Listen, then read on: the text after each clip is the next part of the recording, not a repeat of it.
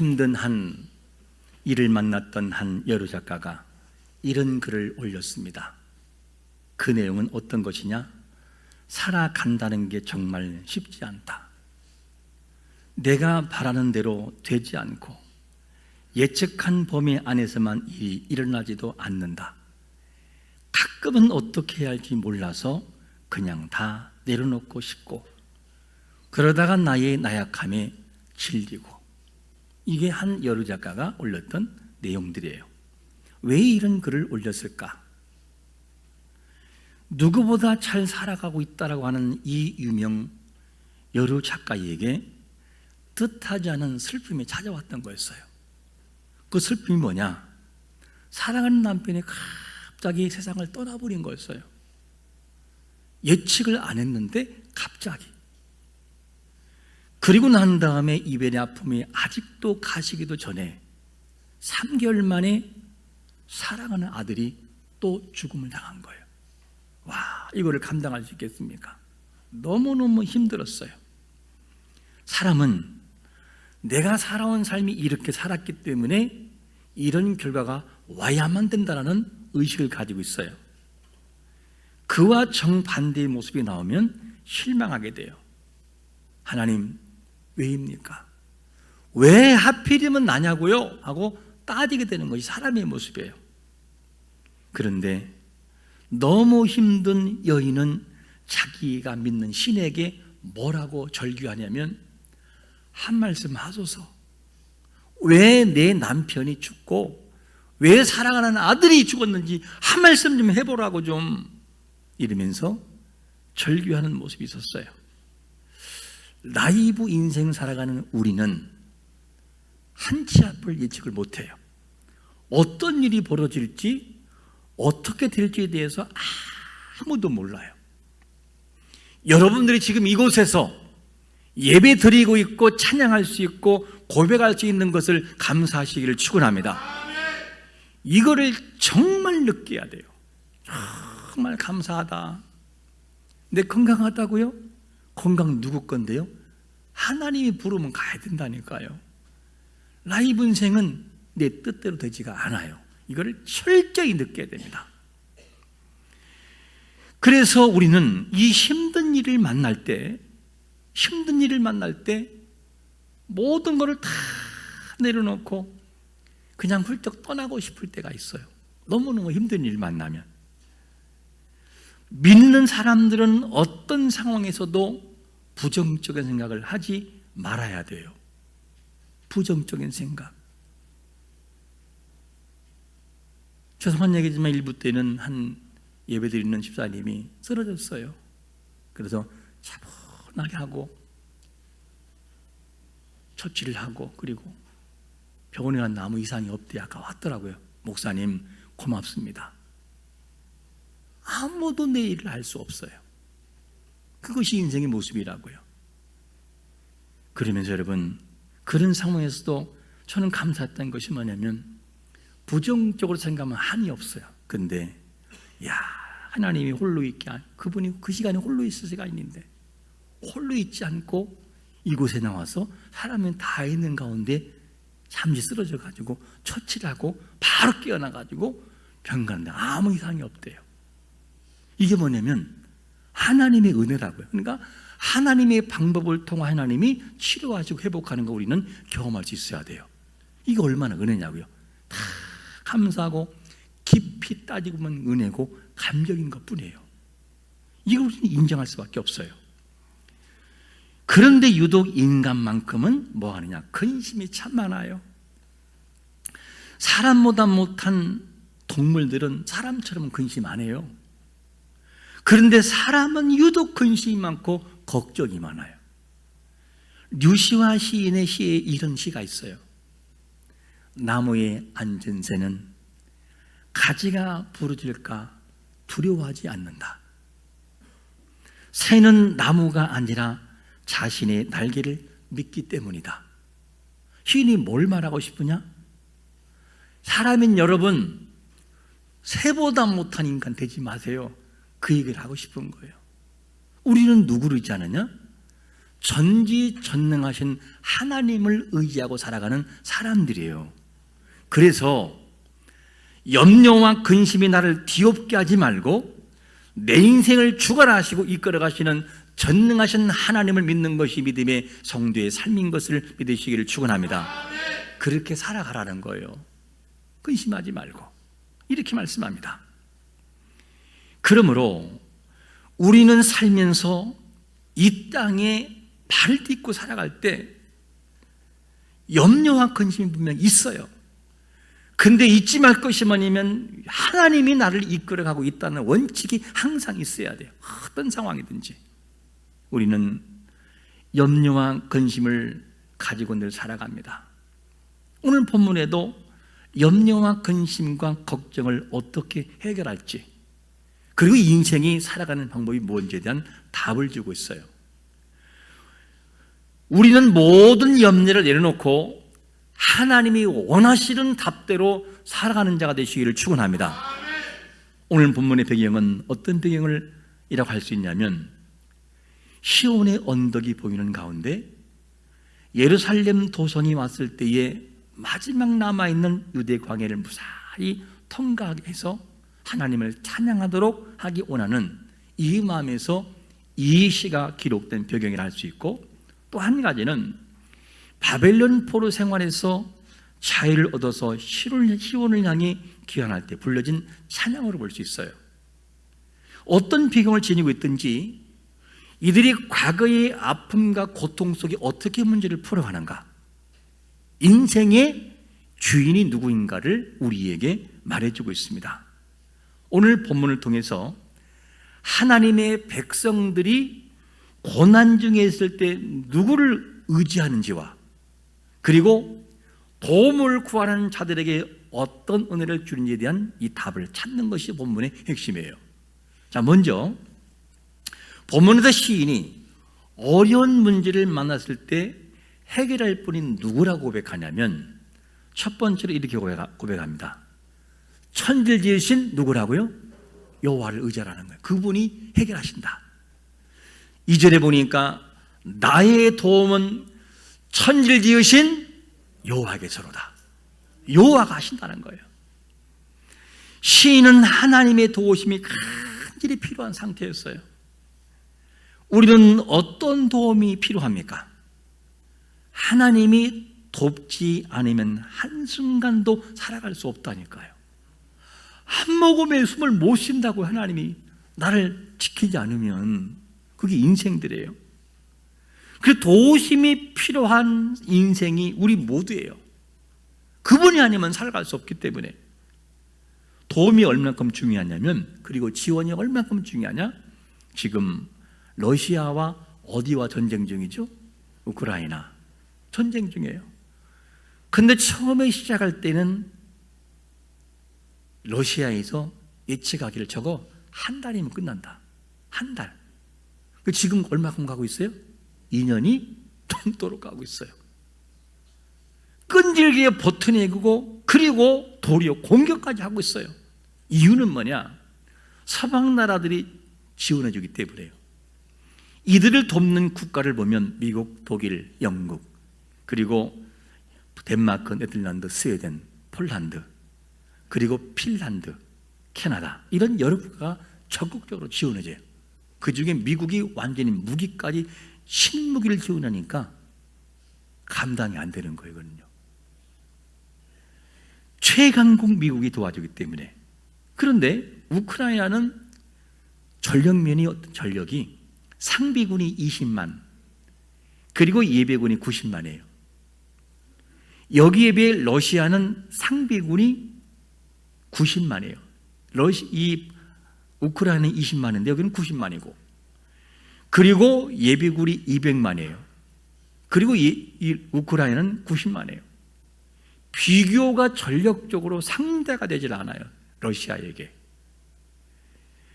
그리고 핵까지 보유하고, 핵을 보유하고 있기 때문에 만약에 핵을 쏴버리면은 EU 국가가 그냥 나서잖아요. 그냥 두질 않아요. 다 공격해서 그냥 끝내버려요. 그러니까 핵을 마음대로 못 쓰는 거예요. 자, 여기서 나의 도움이 어디서 올까? 나의 도움이라는 원문이 무슨 뜻이냐? 에즈리라는 단어, 에즈리. 단어가 뭐냐면 구조, 원조, 그 말이에요. 구조와 원조. 아군이 어려움을 당할 때 군사와 물자를 지원해 주는 것을 나의 도움이라고 표현해요. 원문에는 에즈리 표현해요. 우크라이나가 군사적인 열세를 지니고 있으나 그런데 버티는 것은 뭐냐면 뒤에서 지원하는 자가 있기 때문에요. 우리는 어떤 존재인가? 우리는 사자와 호랑이처럼 이빨이 있는 것도 아니고 발톱이 있는 것도 아니에요. 그렇다고 새처럼 날개를 달고 휙 날아갈 수 있는 것도 아니에요. 그냥. 그런데 인간들의 모습은 어떠냐면 이 세상에서 가장 타고난 인생 사람이 누구냐? 동물이 아니고 사람이에요.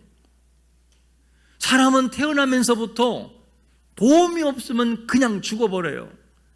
그런데 인생의 가장 강력한 힘을 가지고 있고 다스리는 능력이 있어요. 왜 그러냐? 하나님이 지원해 주고 돕기 때문이라는 거예요.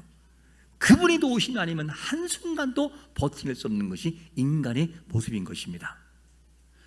천지주신 여호와가 돕고 있기 때문에 이것이 가능한데, 그분은 우리를 어떻게 돕기로 작정하느냐?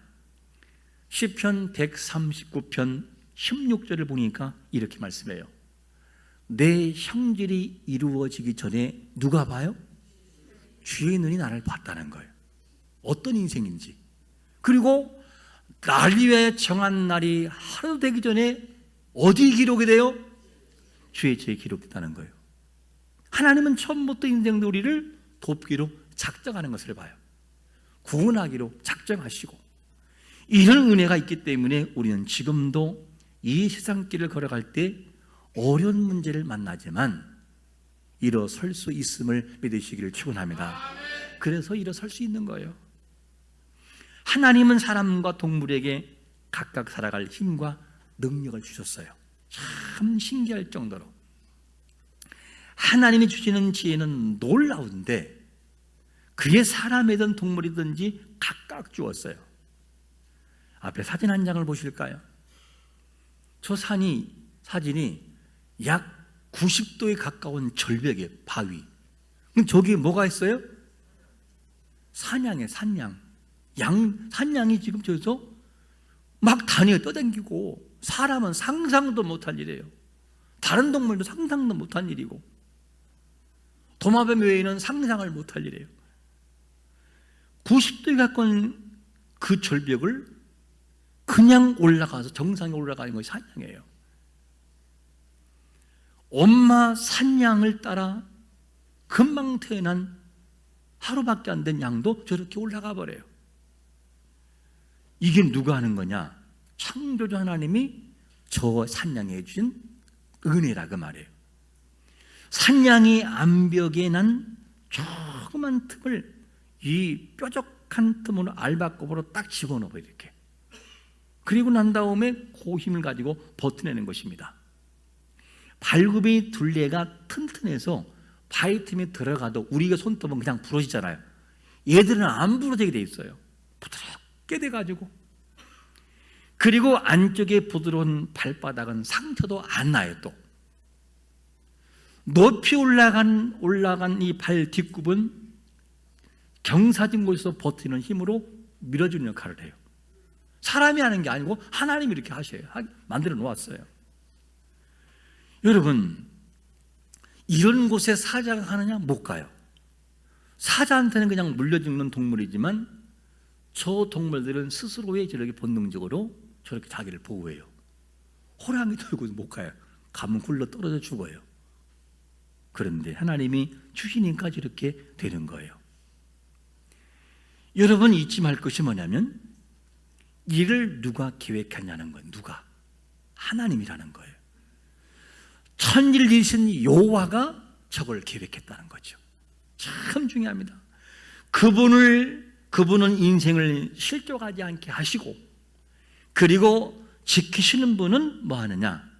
그분인데, 그분을 어떤 분으로 시인은 고백하냐면 두 번째로 이런 고백을 해요.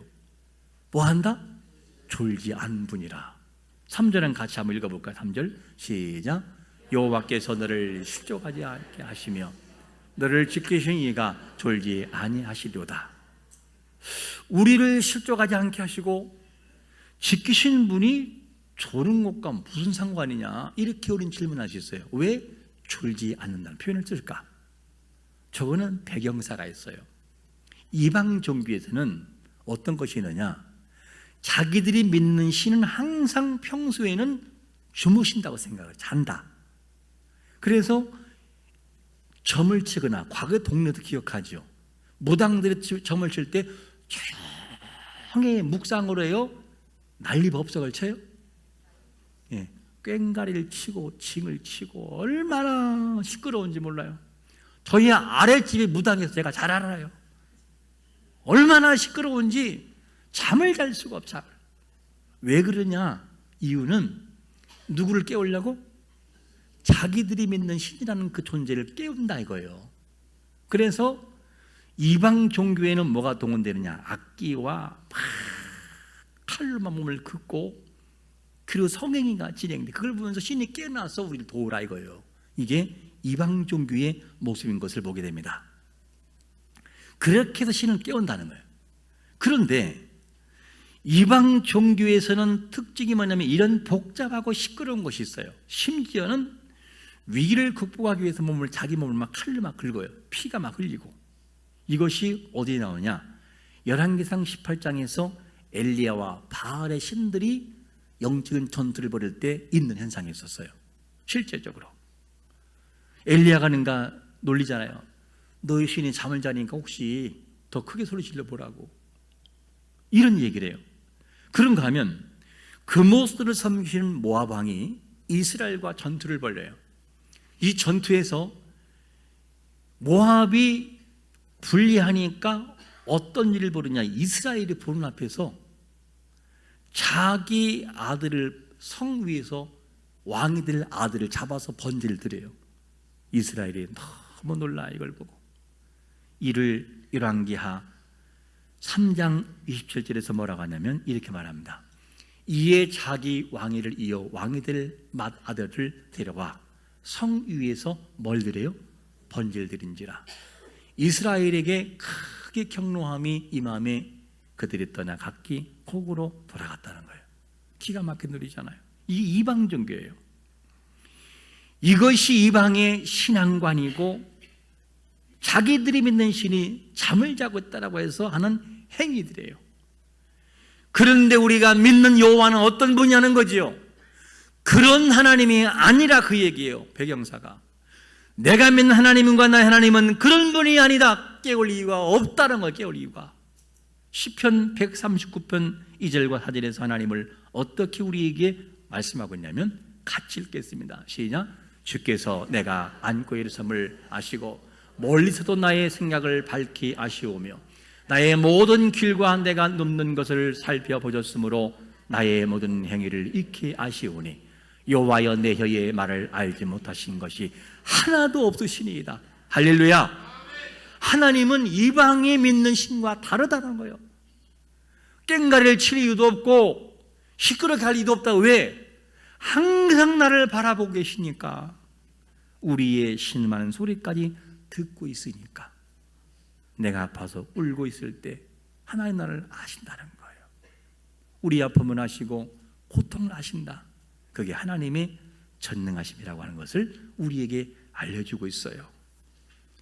이 세상의 모든 만물은 여호와께서 세밀하게 계획하셔서 창조하신 작품인 것을 잊지 말아야 돼요.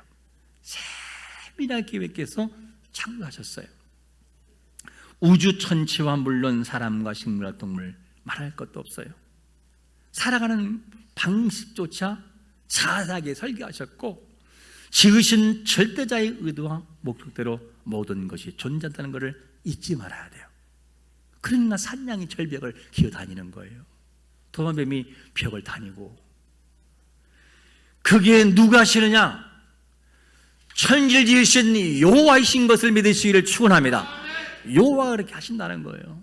내가 하는 게 아니고 여호와가. 그러므로 우리는 살아가는 인생 속에서 우연이라는 말을 쓰지 마야 돼요. 우연이라는 말. 우연은 없어요. 천지창조하신 여호와가 우연을 그냥 만들 리가 없어요. 다 모든 것이 필연적인 것이라고 하는 것을 하나님이 뭔가 이유가 있다는 거예요. 이걸 잊지 말아라. 이 땅에 존재하는 우리는 하나님의 구체적인 섭리 속에서 태어났고, 그리고 살아가는 사람들이고, 그분의 의도와 목적대로 살아갈 의무가 우리에게 있다는 거예요. 그래서 하나님의 뜻에서 벗어나게 살아가는 인생이 있다면 빨리 돌아오시기를 축원합니다. 돌아오지 않으면 하나님이 말씀하셔요. 잊지 말아야 돼요. 그래서 하나님은 우리를 어떤 사람이라 칭하느냐? 세상 속에서 구별된 사람, 불러낸 사람. 원문에서는 에크, 불러내었다. 세상에서 너를 불러내가 내 손으로 불렀다는 거. 그게 누구냐? 거룩한 믿음의 공동체 교회라는 거예요. 그 얘기를 하고 있어요.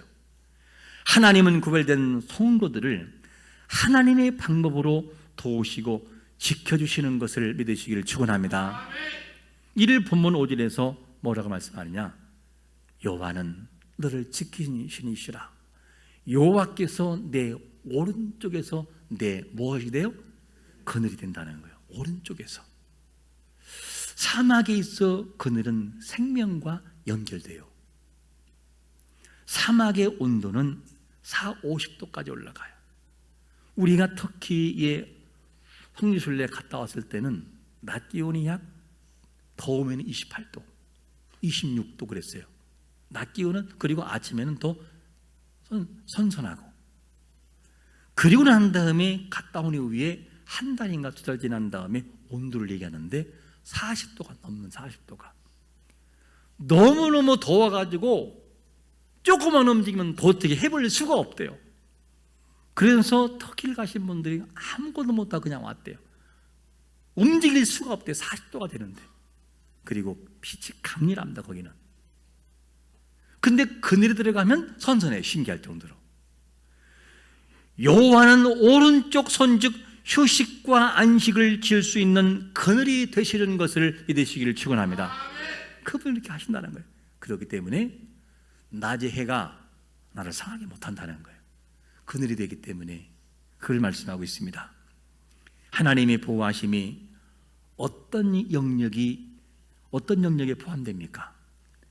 본문 7절에 보니까 이런 말씀을 해요. 하나님의 보호하심을 여호와께서 너를 지켜 모든 환난을 면하게 하시며 내 영혼을 지키시리로다. 육체와 영혼을 같이 보호한다는 거예요. 육체와 영혼이 영역을 하나님이 보호하시는데, 우린 여기서 이렇게 질문할 수 있어요. 그러면 믿는 사람에게 육체적인 어려움이나 영적인 어려움이 당하지 않습니까? 하는 질문이에요. 그러면 믿는 사람들은 지나가다가 넘어지지도 않나요? 넘어지려는 땅에 달리는 순간 20cm까지 갔다가 오토바이처럼 확 일어나느냐? 넘어지면 깨져도 피나요? 그런 일이 생겨요. 근데 어떻게 여호와께서 환난을 면하게 한다는 말을 하시냐 하는 질문이죠. 우린 여기서 분명히 잊지 말 것이 뭐냐면, 인간은 믿는 사람이든 안 믿는 사람이든지 고뇌를 경험하게 돼요. 아픔이 있고 예측하지 못한 일을 만나기도 해요. 그런데 알아야 할 것이 뭐냐? 환난을 면하게 하시면서 여기서 말하는 환난은 라흐란 단어인데 악과 불행을 말해요. 이런 악한 불행해 보이는 그 모습이 인생 속에서 있다는 거예요. 그런데 하지만 이 모든 단어가 어떻게 사용되느냐? 이 단어가 고통스러운 훈련, 이렇게 표현돼요. 고통스러운 훈련.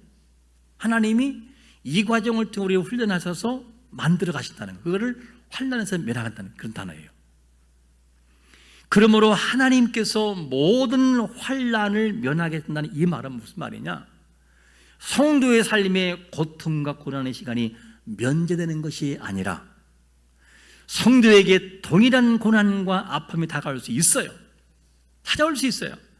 하지만 하나님의 전능하신 손 아래에서 허락된 것이고 결국 성도를 하나님의 방법으로 유익한 훈련을 통하여 만들어 가시고 보호하시는 것을 믿으시기를 축원합니다. 하나님 그렇게 보호해 가신다는 거예요. 분명히 넘어졌어요. 아파요. 근데 그 과정을 통해 많은 생각을 하게 되고, 야, 내가 하나님의 은혜를 잊었구나. 돌아오게 해서 훨씬 낫게 만든다는 거. 훨씬 좋게. 우린 여기서 이렇게 질문해 볼 수 있어요. 나의 도움이 어디서 옵니까? 우리 한번 같이 해보겠습니다. 시작. 나의 도움이 어디서 옵니까? 답변은 뭡니까? 시작. 천지를 지으신 여호와께서 옵니다. 할렐루야. 그분께서 오신다는 거예요. 그분이, 이게 답이에요. 천지를 지으신 여호와가 우리의 모든 것을 섬세하게 계획하시고 살피신다는 것을 항상 기억해야 돼요. 그래서 어떤 상황에도 부정적인 생각을 하지 말아야 돼요. 여호와는 우리의 모든 것을 섬세하고 아주 살피셔요. 여호와는 전능하신 손 아래에서 우리를 유익한 훈련으로 만들어 가셔요. 유익한 훈련으로. 그리고 더 나은 모습으로 만들어 가셔요. 그리고 지금보다 더 나은 모습으로 하나님을 찬양하게 만들고 그분을 경험하게 만들어요. 그게 하나님의 훈련의 방법이에요. 이 모든 것을 천지주신 여호와가 이끌어 가신다는 거죠. 이걸 잊지 말라는 거죠. 그러므로 천지를 지신 여호와가 우리 인생의 이끌어감을 바라보고 어떤 상황에서도 여호와를 신뢰하는 성도가 되시기를 예수 그리스도의 이름으로 축원합니다. 우리 한번